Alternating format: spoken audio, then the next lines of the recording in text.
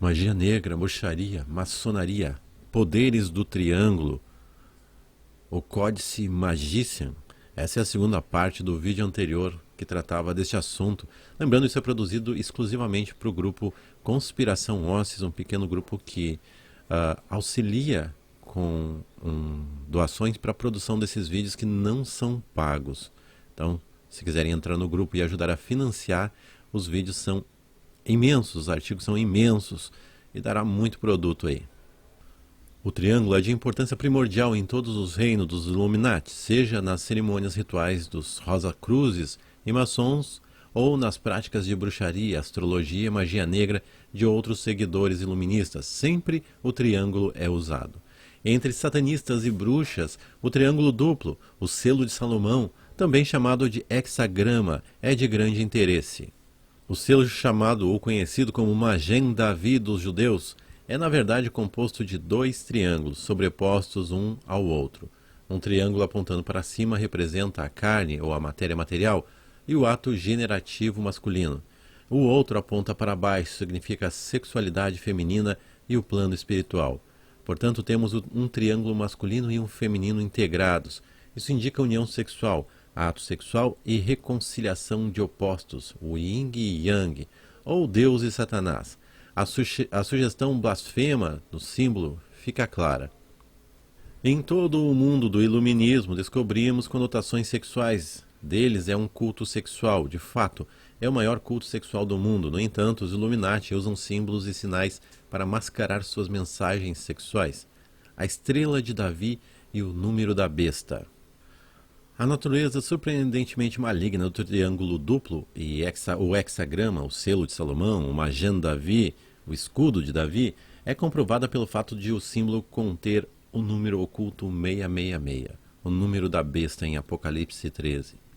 Observe que existem 6 triângulos incorporados na parte externa do hexagrama, que possui 6 pontos de saída, e que 6 linhas são usadas para a construção dos triângulos do símbolo. Assim, 666. Um excelente estudo da estrela de 6 pontas foi realizado pelo Dr. O.J. Graham, no livro A Estrela de 6 Pontas. O Dr. Graham prova que esse símbolo nunca foi usado pelo rei Davi de Israel, e portanto o nome Estrela de Davi é um nome impróprio. O símbolo foi escolhido em 1947 para a bandeira da nova nação de Israel por insistência dos Rothschilds. Seu uso decorre do período medieval, quando rabinos corruptos em magia cabalista começaram a usar a estrela de 6 pontas em seus rituais. O Dr. Graham não mede palavras ao declarar esse emblema uma ferramenta de Satanás, indigna de ser usada pelo santo povo de Deus. Voltando ao triângulo único como um símbolo comum no uso oculto, observamos que os maçons conseguiram, através da influência do grão-mestre Benjamin Franklin, fazer com que o triângulo se tornasse o cume iluminado pelo sol acima da pirâmide, no lado anverso, ou reverso, do grande selo dos Estados Unidos. O design da loja de número 33, na verdade, usada pelo maçom da elite, é composta de triângulos entrelaçados. O aperto real de um mestre maçom que a ordem alega pode ressuscitar o candidato e fazer com que ele essencialmente renasça. Uma falsificação da experiência cristã é formado com os dedos separados para formar um triângulo.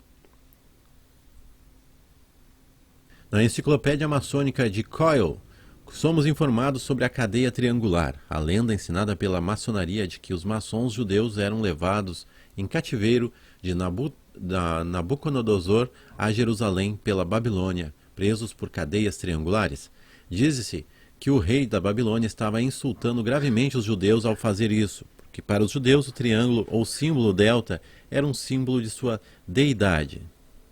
Dando um salto um pouquinho além dessas informações, a gente vai aos Rosa-Cruzes, teosofistas e o triângulo também. A Ordem Rosa-Cruz também depende do triângulo como um vínculo para transmitir e transmitir seus ensinamentos aos candidatos em ascensão.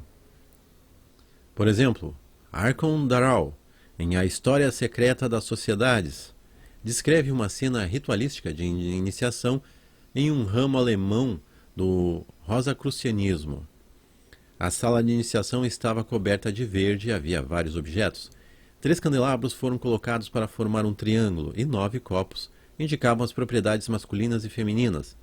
A teosofia do culto mundial de Helena Blavatsky, em sua prole The Lucis Trust, liderada por muitos anos pela prolífera escritora oculta Alice Bailey, também adotou o triângulo como símbolo de seus ensinamentos. Em 1937, o Lucis Trust fundou um grupo subsidiário chamado Triângulos, que hoje incentiva as pessoas em todo o mundo a se conectarem, formando grupos triangulares, locais de 3 pessoas para se reunir com frequência e meditar. A mãe dessas sociedades mandou uma mensagem: ajude a iluminar o pensamento mundial, através do qual as novas energias aquarianas entrantes podem funcionar, as novas ideias se espalharão e a nova ordem mundial surgirá.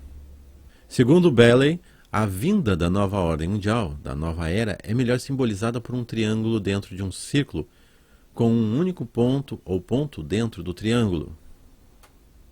Um dos ícones da série Supernatural citado como Crowley, conhecido também como o Rei do Inferno em alguns episódios, pode não ser muito conhecido na vida real, mas ele, no final da era, Bailey assegura, os 3 principais centros estarão completamente unificados e atividade sincronizada, controlando todas as manifestações da vida.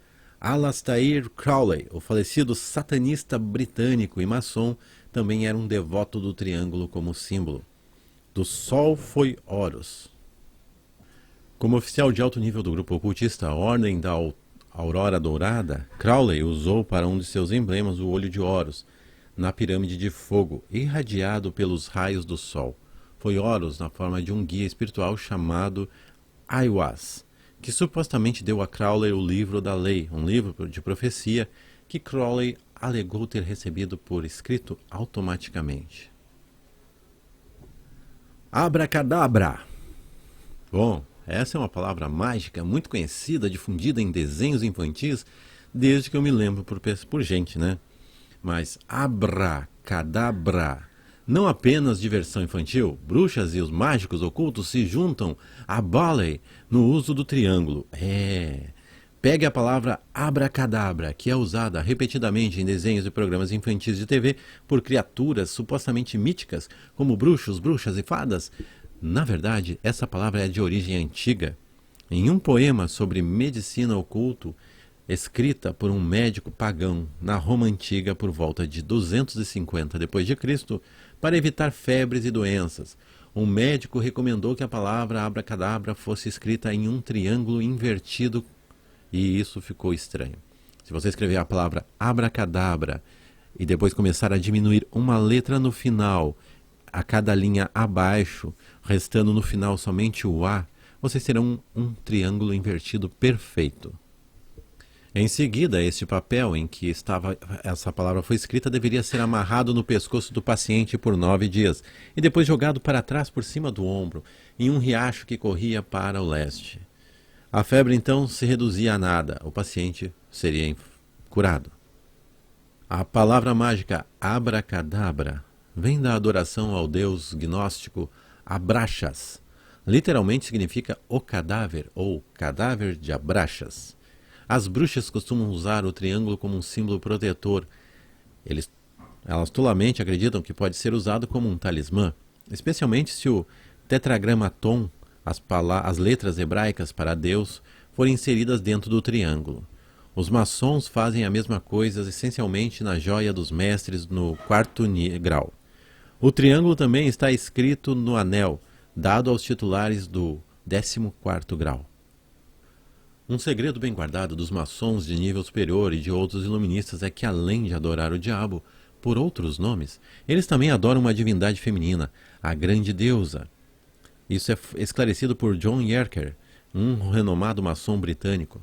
A tradução dele do manuscrito francês Palestras de um Capítulo, Senado e Conselho informa que as origens do triângulo podem ser encontradas na religião egípcia, sendo símbolo de Ísis, a deusa egípcia. O triângulo, que eles chamam de deus geométrico, era o emblema de Ísis. Então seria o deus geométrico uma mulher. Você se lembra que o símbolo G maiúsculo é encontrado no centro dos símbolos mais comuns da maçonaria, o quadrado e a bússola maçônica. E o que o maçom recebe essa carta com G representa Deus e geometria. Este então é o Deus geométrico, que Archer observa era o emblema de Ísis. No final do vídeo anterior eu perguntei se vocês já tinham se perguntado por que os maçons instalaram a estátua de uma mulher em pedra no topo do edifício do Capitólio dos Estados Unidos, em Washington, e a estátua de uma mulher chamada a Estátua da Liberdade, a Liberty, no porto de Nova York. Bom, talvez agora vocês conheçam a amante Isis, né? A amante da América. Elas estão citadas nas páginas 800 e 801 da enciclopédia Freemasonry por Albert G. Mackey, Charles T. McClanahan, ambos de 33º graus na maçonaria. Percebam agora, eu estou aqui no Google Earth. Essa é a frente do Capitólio nos Estados Unidos. Eu não tenho como dar mais zoom nessa imagem, mas a gente vê aqui a Estátua da Liberdade agraciando a mulher que está sentada sobre o Capitólio citado em questão. Essa imagem está disponível no Google Earth aqui para qualquer pessoa que queira ver. Agora vamos dar uma visão um pouquinho mais alta da história. Eu vou colocar no sentido correto, estando o norte acima, e nós temos aqui um triângulo apontado para o leste. Mas antes vamos dar uma olhadinha num símbolo desenhado num livro satânico datado um pouco antigo. Percebam bem essa imagem. E agora observem a imagem do Capitólio. Isso aqui é um lago, em frente a um cavaleiro aqui, a um lago da reflexão. O sol se põe para lá, eu virei a imagem aqui para a gente ter uma imagem razoável. Percebam que a rua em frente, como eu mostrei antes, forma um triângulo. O Capitólio e a imagem oculta em um livro. Se diz que somente especialistas em ocultismo, em simbologia, são capazes de perceber essas diferenças. Um pouquinho mais seguindo, eu vou voltar o norte acima. Vou mostrar para vocês que a linha que eu tracei aqui passa pelo Capitólio, vem lá da Estátua da Liberdade e aponta, claro que não está em linha reta, a linha eu tracei um pouquinho para o lado ali, eu não puxei até aqui, e aqui fica o Pentágono, assim, voltado à frente para o norte, um pentagrama, né? Todo mundo sabe que o pentágono representa um pentagrama. E observando o resto da linha, como eu disse, aqui é um Washington, onde está o Pentágono, e na linha, no final dela, a gente tem ali Nova York e a Estátua da Liberdade. Eu não coloquei nos pontos exatos porque eu botei essa linha eu mesmo de longe. Aqui eu posso organizar melhor assim. Vamos puxar aqui, vamos botar certinho. Vou botar o ponto final da linha no Pentágono. Se eu conseguir achar, é aqui. Mais ou menos aqui. Deu. Agora está alinhado com o Pentágono. Por que que eu fiz essa linha? Porque ela simboliza um dos lados de um triângulo. E como eu disse, o final da linha aqui está na Estátua da Liberdade. Também chamado como simbologia da maçonaria, do iluminismo, e com diversas explicações em relação à simbologia que ela representa. Todos os símbolos dizem representar esse oculto em torno da construção desses elementos nos Estados Unidos. E somente, como foi dito pelo escritor, somente especialistas em simbologia oculta saberiam dizer exatamente o que elas representam. E se vocês não encontraram nenhuma ligação com a Estátua da Liberdade, percebam esse símbolo de um design do 13º grau de Joel of Scotch Wright Monsory, que inclui um sistema de triângulos entrelaçados, círculos, o X e o quadruplo fundo de Tau. O Papa Católico João XXIII era considerado Rosa Cruz e Martin Luther King, o reformador protestante. O senador americano Ted Kennedy é hoje um Rosa Cruz de alto nível.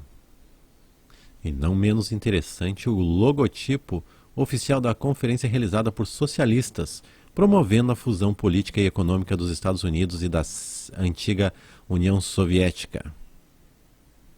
Os oradores da conferência de 89 incluíram o senador dos Estados Unidos, John Haynes, considerado Illuminati, Ordem da Caveira e Ossos, o senador dos Estados Unidos, Bill Bradley, e a prefeita de Pittsburgh, Sophie Maslow.